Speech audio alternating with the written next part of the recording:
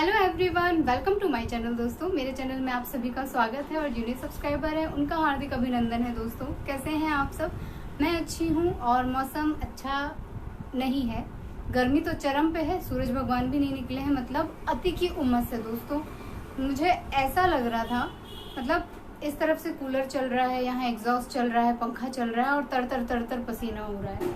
आप नहा के बाहर निकलेंगे, आप ड्राई करके अंदर से ही आएंगे, बाहर आएंगे फिर भीग जाएंगे। इतनी सड़ी वाली गर्मी है और मुझे एसी सूट नहीं करता, इस वजह से मैं एसी का सुख नहीं ले सकती हूँ। मुझे जोड़ों में दर्द शुरू हो जाता है समहाउ, और पहले से भी सुना है कि एसी नुकसान करता है, तो मेरा उसकी तरफ ज़्यादा रुझान नहीं है। हालांकि जब नीचे कहीं एसी चलता है तो थोड़ी देर तो मुझे अच्छा लगता है, उसके बाद मुझे ना अचानक से कोहनी में दर्द शुरू हो जाएगा, तड़कन शुरू हो जाएगी। इतना ज़्यादा मुझे नुकसान करता है, तो मैं कभी एसी लगवाने की कल्पना भी नहीं कर पा रही हूँ और बस कूलर से और इस उमस भरी गर्मी से जीवन यापन चल रहा है भाई किसी तरह। छोड़ो, ये तो मेरी रोज की कहानी हो गई है। कुछ ना कुछ तो लगा ही रहता है।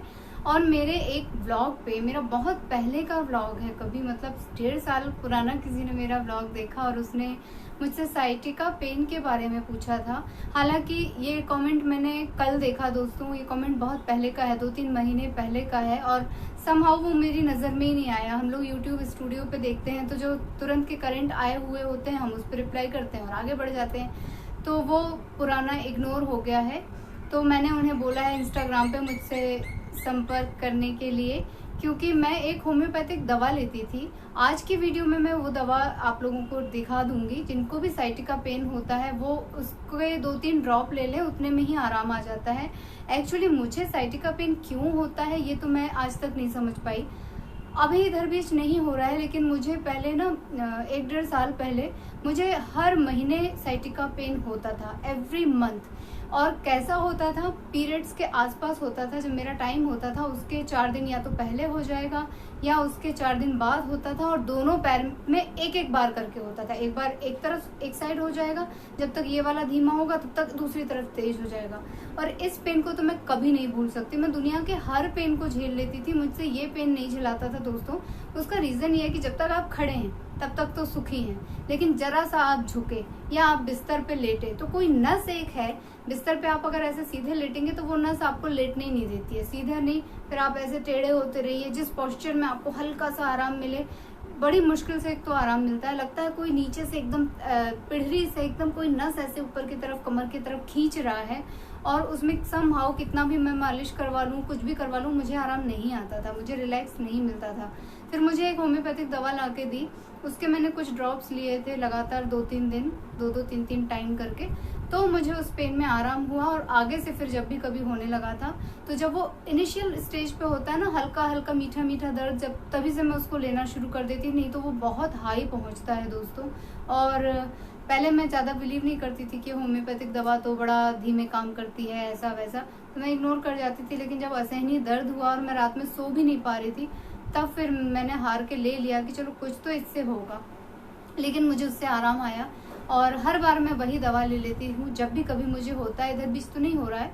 और मुझे मेरे हस्बैंड ने एक पोस्चर बताया था रात में सोने के लिए कि अगर तुम्हें इतना पेन हो रहा है, जिस साइड पेन हो रहा है, तो तुम इस पोस्चर में सो, तुमको थोड़ी देर लगेगा लेकिन फिर तुम्हें पूरी रात नींद आएगी। तो जिस टाइम आपको दर्द होता है आप बहुत चिड़चिड़ करते हैं और आप अपने पति और बच्चे पे चिड़चिड़ाहट आराम से निकाल सकते हैं। तो मैं भी वही करती थी कि अगर मुझे उस टाइम इतना दर्द रहता है और कोई कुछ फालतू की सलाह देता है ना, तो मुझे बहुत तेज गुस्सा आ जाता है। हालांकि फिर रात में मैं करती हूँ वही जो मुझे बताया जाता है, क्योंकि आराम तो आता नहीं है, चलो बात ही मान लेते हैं। लेकिन इतना ज़्यादा मुझे चिड़चिड़ाहट रहती थी ना, ये दर्द वो दर्द वो दर्द। मैं दर्द की दुकान थी, ऋतु महान दर्द की दुकान, मैंने अपना खुद का नाम रखा था, खुद का स्लोगन, कि जिस दिन मॉर्निंग में मैं अपने घर वालों से ये ना कहूँ कि आज मुझे यहाँ दर्द है यहाँ दर्द, मेरे दिन की शुरुआत ही नहीं होती थी दोस्तों। इस वजह से जो है, और उस टाइम पे मैं व्लॉग बनाती थी तो अपनी हर बात आप लोगों के साथ शेयर करती थी, तो समहाउ वो किसी व्लॉग में भी मैंने शेयर किया कि मुझे साइटिका पेन है, मैं रात में सो नहीं पा रही हूँ, बहुत ज़्यादा दर्द है। और चूंकि विवेक जी योगाचार्य हैं, उन्हीं के घर वालों को दर्द रहे, खासकर घरवाली को दर्द रहे, तो ये बात हजम नहीं होती है ना, तो वो अपनी तरफ से बताने का काम करते हैं और मैं ना फॉलो करने का भी काम करती हूँ। कभी कभी मैं उनकी बातें बिल्कुल फॉलो नहीं करती हूँ। मुझे कभी कभी बड़ी चिढ़ होती है कि ये कैसा योग है कि अब इसको 1-1.5 दिन करो तब कहीं जाके आराम मिलेगा, तुरंत का मुझे कुछ उपाय बताओ। मतलब मेरा ये रहता है। तो हालांकि अब वो क्यों नहीं होता है दर्द मैं नहीं जानती, मुझे बीच में होता था, अब नहीं होता है तो मैं भूली हुई थी, लेकिन वो कमेंट देख के मुझे याद आ गया। तो मैंने सोचा कि बहुत सारी महिलाएं हैं, बहुत सारे पुरुष हैं जिनको ये दर्द हो जाता है और कई लोग इसकी थेरेपी लेते हैं। तो थेरेपी वगैरह तो अपनी जगह है, उसके लिए आपको अलग से टाइम निकालना पड़ता है। लेकिन सडनली अगर आपको दर्द उठता है, हल्के हल्के ही आपको अगर दर्द हो रहा है, जैसा मैं बता रही हूँ साइटिका पेन, कि कमर के पीछे निचले हिस्से में, मतलब क्या बोलेंगे, हिप की तरफ से कोई नस ऐसी खिंचती है कि वो आपके हिप में और आपकी पीढ़ी से ऐसा लगता है कि बस ये दो कुछ नट हैं जो आपस में एक दूसरे को खींच रहे हैं और बॉडी में बिल्कुल आराम नहीं है। आप बैठ नहीं पा रहे हो, आप झुक नहीं पा रहे हो, आप सो नहीं पा रहे हो, इससे बड़ी सज़ा और क्या होगी। तो उनके लिए ये दवा मैं बता रही हूँ, अच्छी तरह से क्लोजअप करके आपको बता दे रही हूँ। ये दवा हर कोई अपने घर में रखो, ये बहुत काम की दवा है दोस्तों। तो मुझे तो आराम है इससे। और पोस्चर में कैसे बताऊँ पोस्चर में मैं कोशिश करूँगी कि आप लोगों के साथ शेयर कर दूँ। तो जिनको दर्द है वो इसी पोस्चर में रात में सोएं। 2-3 मिनट 4 मिनट आपको तकलीफ होगी, लेकिन फिर आपको पूरी रात फुल नाइट अच्छा आराम आएगा। और ये मेरा एक्सपीरियंस है, मैं अपने एक्सपीरियंस से आपको बता रही हूँ। और मैं आप लोगों को एक बहुत ही साफ स्पष्ट बात बता दूँ कि मैं बहुत खड़ूस हूँ दोस्तों, बहुत ज़्यादा सड़ियल हूँ। अगर मुझे किसी ने दर्द के या तकलीफ के टाइम में कोई सलाह दे दी तो मैं उसको, मतलब मेरा युद्ध हो जाता है। क्योंकि मुझे ना जिस टाइम तकलीफ हो रही होती है, मुझे बहुत चिड़चिड़ाहट छूटती है और खासकर मुझे तुरंत आराम की ज़रूरत होती है कि किसी तरह इसमें तुरंत आराम आ जाए। तो क्या होता है कि आप कोई भी योग करें या कोई पोस्चर, उससे तुरंत आराम नहीं आता है, आपको समय लगता है। लेकिन मैं थोड़ी सी हूँ अड़ियल टाइप की, मुझे तुरंत आराम चाहिए, तुरंत रिलीफ चाहिए, तुरंत ये। और अगर नहीं आता तो पकड़िए आप अपना योगा, खुद ही करते रहिए, मुझे नहीं करना है, मैं आगे से कभी योगा नहीं करूँगी। मेरे ये सारे डायलॉग्स होते हैं जो मेरे घर वाले सुनते हैं और फिर हार के मैं खुद योगा करती मिलती हूँ। मतलब उस समय एट ए टाइम उस पोजीशन में मैं मिलती हूँ, क्योंकि दर्द जो है असहनीय होता है, फिर मेरा मन शांत होता है। तो मुझे लगता है चलो किसी चीज़ से आराम नहीं आ रहा तो ये भी करके देख लेते हैं। तो ऐसा ही है मेरा स्वभाव। लेकिन मुझे जिन चीज़ों से आराम आता है वो मैं ईमानदारी से आप लोगों के साथ शेयर करना चाहती हूँ और शेयर करती रहूँगी। क्योंकि समहाउ जो है बहुत सारे लोग परेशान होते हैं, मैं खुद बहुत परेशान होती थी। तो जब भी मैं वीडियो देखती थी, यूट्यूब पे ढूंढती थी, तो मुझे मिलता था इस नंबर पे कांटेक्ट करें, अपॉइंटमेंट फिक्स करें, ये करें, वो करें, आपको ये थेरेपी दी जाएगी, आपको ये किया जाएगा। आपको उसका कारण नहीं बताया जाता था, आपको कोई होम रेमेडी नहीं बताई जाती थी। तो इससे भी मेरा चिड़चिड़ापन ज़्यादा बढ़ जाता था कि यार कैसे लोग हैं, तुरंत के लिए तो कोई उपाय बता दें, बाद में फिर देखा जाएगा। और एक आध बार मैंने अपने डॉक्टर से कंसल्ट किया था तो उन्होंने सीरियसली लिया ही नहीं मेरी बातों को उन्होंने बस इतने कहा कि जब तुम खट्टा वट्टा कुछ नहीं खा रही हो तो ये दर्द कैसे उभर रहा है तुमको बॉडी में, और नसों की सूजन होती है, एक पे एक चढ़ जाती है। मतलब वो समाऊ उन्होंने ऐसे कह के टाल दिया। आज तक कोई दवा तो नहीं दी मुझे, तो ठीक है। और एक वो मम्मी जी पैरालाइज्ड हैं, तो उनके लिए एक वो पुड़िया भेजते हैं जिसमें 32 जड़ी बूटी मिली होती है और वो मुझे बहुत टेस्टी लगती है, उसकी खुशबू बहुत अच्छी आती है दोस्तों, मन करता है चट कर जाओ। तो वो शहद के साथ खानी होती है। उस पुड़िया को उन्होंने मुझे बताया कि जब भी कभी तुम्हें कहीं बॉडी में मसल्स पेन हो या ऐसा लगे कि अब असहनीय है, इस पुड़िया को तुम खा लेना। ये मसल्स खोलने वाली, जो बॉडी में ब्लॉकेज हो जाते हैं, नसें ब्लॉक हो जाती हैं, कुछ इस तरह का होता है ना, वो उसके लिए। कभी कभी हम लोग की गर्दन की नस चढ़ गई या कुछ हो गया, अजीब सा पेन हो रहा है, तो फिर हम लोग उस पुड़िया को बिना डॉक्टर से पूछे खा लेते हैं, क्योंकि ये उन्होंने ही सलाह दी है और उससे हमें आराम मिलता है। लेकिन वो उसकी जड़ी बूटी नहीं बताते हैं कि हम उसे घर में बना के रख सके। तो ये कुछ ऐसी ऐसी प्रॉब्लम है, इस वजह से मैं कभी आप लोगों के साथ उसे शेयर नहीं कर सकती हूँ, क्योंकि उसकी जड़ी बूटियाँ मुझे ही नहीं मालूम है। तो जो जो मुझे पता है वो मैं आप लोगों के साथ शेयर करती रहूँगी।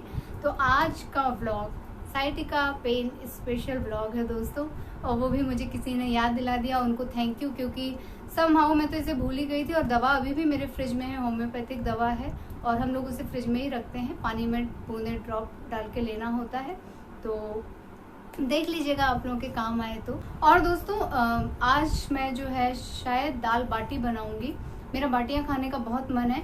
तो आज मैं ना एक कोशिश करूंगी कि उसे माइक्रोवेव में बना के देखूं, क्योंकि माइक्रोवेव लिया है तो उसका यूज तो किया जाए। क्योंकि मेरे पास जो बाटी बनाने वाला ओवन है उसमें प्रॉपर गैस की आंच नहीं लगती है, तो कोई बीच की जल जाती है, साइड की जो है कच्ची रह जाती है, मतलब समाऊ मुझे थोड़ी सी प्रॉब्लम होती है। तो मैं देखती हूँ, अगर जिस भी चीज़ में बनाऊंगी आप लोगों के साथ उसे शेयर करूंगी, आप लोग भी ट्राई कीजिएगा। बहुत ही टेस्टी, बहुत ही सॉफ्ट और बहुत ही क्या बोलेंगे अंदर से खस्ता तो नहीं बोलेंगे क्योंकि तली थोड़ी ना होती है। बहुत अच्छी चीकू, बहुत अच्छी बेक की हुई बनती है दोस्तों, बहुत सॉफ्ट रहती है, खाने में बहुत टेस्टी होती है। तो इसको मैं मिर्ची वाली बाटी खिलाऊंगी और आप लोग जो है इसे जरूर से ट्राई कीजिएगा और बताइएगा कि आप लोगों को कैसी लगी। और मैं जो भी रेमेडी या जो भी मेडिसिन आप लोगों के साथ शेयर करती हूँ, अगर आपको आसपास पता चलता है कि कोई इस तरह की किसी भी चीज़ से पीड़ित है तो उसके साथ ज़रूर से शेयर कीजिएगा दोस्तों। दवा का नाम, ज़रूरी नहीं कि आप मेरा ब्लॉग शेयर करें, मेरा ब्लॉग शेयर करेंगे तो अच्छा ही है, लेकिन नहीं कर सकते हैं कोई बात नहीं। लेकिन आप लोगों को अगर पता चलता है कोई पीड़ित है, टाइफाइड है, थायराइड है, जितनी भी मैंने रेमेडीज बताई हैं, किसी को यूट्रस की प्रॉब्लम है अगर उसे, तो भी आप एक बार ज़रूर से ज़रूर मेरे जो भी मैंने कुछ बताया है उसे शेयर कीजिएगा दोस्तों। दूसरों की हेल्प करने में बहुत पुण्य मिलता है और समहाउ कहीं ना कहीं हमें दिल से दुआएं मिलती हैं। बस मैं इतना ही कहूँगी, है ना। तो आप लोग शेयर करते रहिएगा और मुझे खूब सारा आशीर्वाद देते रहिएगा, ताकि मैं इसी तरह जो है आप लोगों के साथ हमेशा बनी रहूँ, खुश रहूँ, स्वस्थ रहूँ, प्रसन्न रहूँ। दोस्तों बाटी बनाने के लिए मैंने गेहूं का आटा ले लिया है, इसमें मैं सोडा डालूंगी और नाप ये रहेगा कि 1 कटोरी या 1 कप अगर आटा है तो उसमें 1 चुटकी आपको जो है सोडा डालना है। तो मेरा ये 4 कटोरी के लगभग है, तो मैं इसमें 4 चुटकी भर के सोडा डालूंगी। आप नाप सकते हैं अपनी चुटकी से, जितना भी आए उसमें डाल लीजिए। और इसमें मैं थोड़ा सा नमक ऐड कर रही हूँ और सभी चीज़ों को अच्छी तरह से मिला लूँगी। फिर इसमें मैं ये घर का बना देसी घी डाल रही हूँ, 3 बड़े चम्मच मैंने भर के इसमें घी डाला है दोस्तों। और पहले इसे गूँथने से पहले अच्छी तरह से आटे में मैं मिक्स कर लूँगी और फिर उसके बाद थोड़ा थोड़ा पानी डाल के मैं सख्त आटा गूँथ लूँगी दोस्तों। और बाटी का आटा थोड़ा सा पुड़ी से भी ज़्यादा सख्त लगाया जाता है। और फिर इसे जब मैं रेस्ट दूंगी तो ये अच्छा बढ़िया सॉफ्ट हो जाएगा। 10 मिनट के करीब मैंने इसे रेस्ट दिया है दोस्तों। अब जितनी बड़ी आपको बाटियां बनानी है उतनी बड़ी बना लीजिए। मैंने माइक्रोवेव ओवन जो है 180 डिग्री पे हीट कर दिया था और एक तरफ मैंने ये वाला ओवन भी चढ़ा लिया है गैस पे। दोनों में मैं बना रही हूँ, लेकिन एक ट्रेजेडी हो गई है कि लाइट चली गई है, तो जो माइक्रोवेव में बाटियां हैं वो अब भगवान भरोसे हो गई हैं। और मैं क्या बताऊं, ये वाली तो सिक गई थी बहुत अच्छे तरीके से, लेकिन माइक्रोवेव वाली जो है ख़राब हो गई थी, क्योंकि वो जो ठंडा होता है तभी खुलता है। तो थोड़ी सी जब तक बाटियां फटी फूली उतने में ही लाइट चली गई और उसके बाद बाटियों का जो है हीट की वजह से उनका पानी सूख गया, जिसकी वजह से वो बहुत कड़ी हो गई थी। लेकिन हमारे इस ओवन की बाटियां इतनी टेस्टी और इतनी अच्छी बनी थी कि मैं क्या कहूँ, मन तृप्त हो गया ये बाटियां खा के। तो जब ये अच्छी तरह से फट गई हैं, सिक गई हैं, तो मैंने इन्हें उतार लिया है और इनमें मैंने घी ऊपर से ग्रीस किया है। मैंने डिप नहीं किया क्योंकि बहुत ज़्यादा एक्सेस हो जाता है हमारी डाइट के हिसाब से। तो आप लोग भी एक बार मेरी विधि से बना के इस बाटियों को एंजॉय कीजिएगा। इसी के साथ आज का ब्लॉग मैं यहीं पे एंड कर रही हूँ। आप लोगों से लेती हूँ विदा। आप लोगों में से जो लोग नए हैं प्लीज़ मेरे चैनल को सब्सक्राइब कीजिएगा, वीडियोस को लाइक कीजिएगा और अपनी फैमिली और फ्रेंड्स के साथ उसे शेयर कीजिएगा और ढेर सारे कमेंट्स कीजिएगा और अपना प्यार इसी तरह बनाए रखिएगा दोस्तों। मैं मिलती हूँ अपने नेक्स्ट वीडियो में, तब तक के लिए ta-ta, bye bye. Bye bye and thank you for watching.